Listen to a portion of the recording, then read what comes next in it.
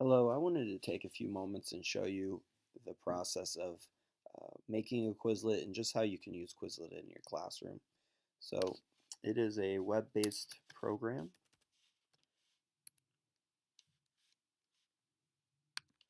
So you just go to Quizlet.com. And when you go to Quizlet.com, I'm automatically logged in, but essentially you would create a login. It's all free, and you would just log in.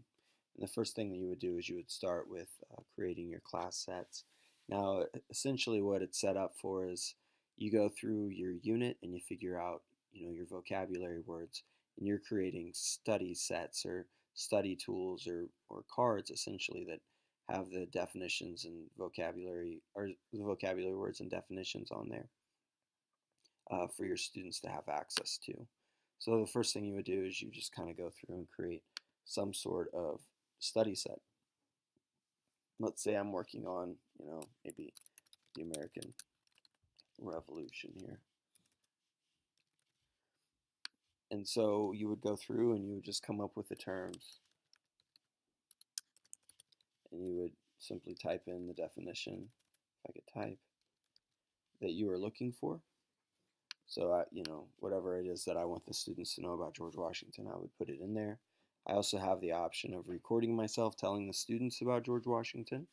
I also have the option of finding pictures of George Washington and loading it in there. So you can make them pretty elaborate if you choose to do so. If you teach a foreign language or if that's something that you're interested in incorporating, that's also an option. So once you go through and you create your study set, it would look something similar to this. So you can see this is one of the study sets that we use, like First Continental Congress, Patriots, Loyalists, as the definitions that we're looking for.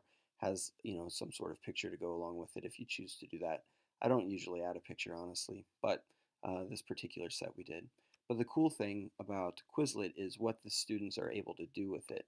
So if they just simply want to, on their iPad or on their device, you give them the link, you have them bookmark it, and they can access this at any point in time. But they can decide, hey, I want to do flashcards. And so they just simply go through and kind of quiz themselves. You know, First Continental Congress, what is it? They can look at the definitions and they can, kind of go through and use them as digital flashcards. Another tool that they have is they can, kind of quiz themselves. This is kind of that next step up, a colonist of the American Revolutionary period who supported the British cause. So you would, type in whatever you think the answer is.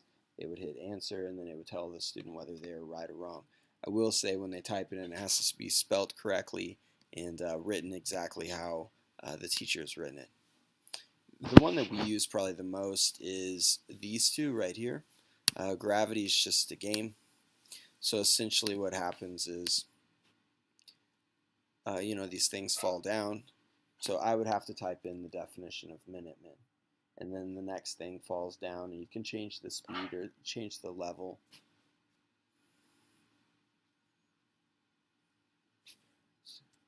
Whoops. But you can go through, and as it goes, it gets harder and harder for the students to type in their answers. Another one that my students really like to do is match.